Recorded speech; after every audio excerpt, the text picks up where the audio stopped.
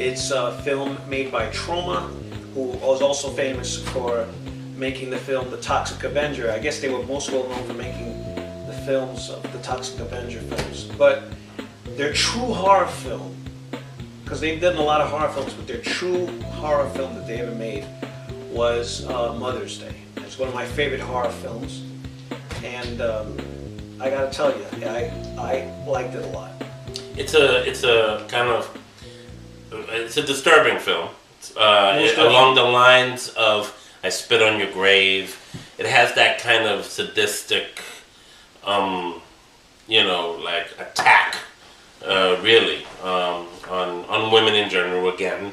I guess that's what they were always in the 80s. They always have to attack the... Yeah, very early 80s, that would seem to have been the prime target, or whatever. But, I mean, for what it was, and it worked. It worked. It did. It had its fear element, and it had its disturbing element. The female antagonist of the film.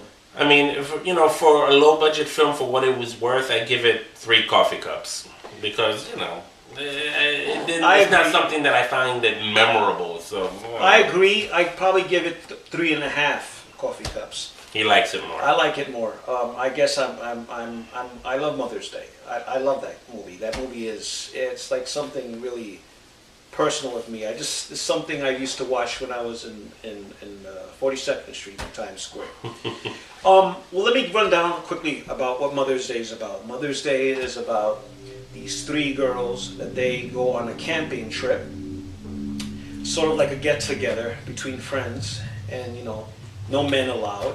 And while they're talking about their daily routine, in the middle of the night, they are kidnapped by 2 crazy young men. They're more like hillbilly types. And what they do... It's always the hillbilly types, man. Yes. Always the hillbilly types. What they do is they take these 3 girls and they take it to their mom. They figure that mom will be very happy with these 3 girls. And what these 3 girls endure for the next 90 minutes is one of the most horrible beatings, rape scenes that you'll ever see. Not in the sense of I Spit on Your Grave, because Spit on Your Grave, there's nothing beyond those rape scenes. But there is a rape scene with one of the girls, and there's another scene where the girls get beat up. But the best thing about the movie is they get their revenge on these people, and it's very satisfying at the end. And the mother is crazy too. All right, so that's why it's called Mother's Day. I hear they're making a remake of this, but the remake will have nothing to do with the film or what it's about. Not like I Spit on Your Grave, where they took the exact same film and just made it brand new.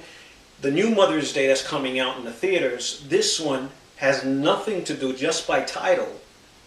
It's just called Mother's Day. So I guess we'll be looking at a whole new revision of this film. I'm looking forward to it. How many coffee cups you gave Mother's Day again? 3. And I gave it 3.5.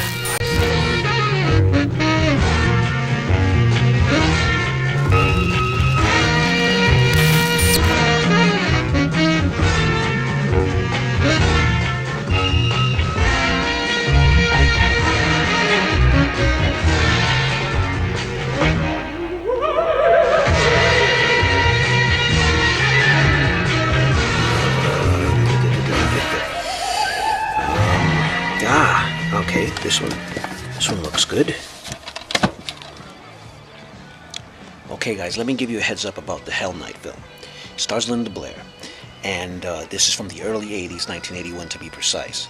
Now, Linda Blair has done a lot of films in the 80s and the 70s after the X, but it was in the 1980s where she did a lot of low-budget films, and one of them was Hell Night. Let me tell you and give you background what this film is about. Linda Blair and her friends decide they want to join a fraternity. Now here's the situation. The fraternity wants her, in order for her to join, she has to spend a night at Garth Manor, a big old haunted mansion up in the hills. Now, 12 years before, there were a lot of murders being occurred there by this crazy killer. And the reason why she has to stay at the mansion, because knowing this that happened 12 years ago, if you could stay a night at Garth Manor for one night, then you're in the fraternity. So she agrees and her friends agree, so they decide to stay there. What they don't know is that the fraternity brothers and sisters decide to play pranks on them in the mansion.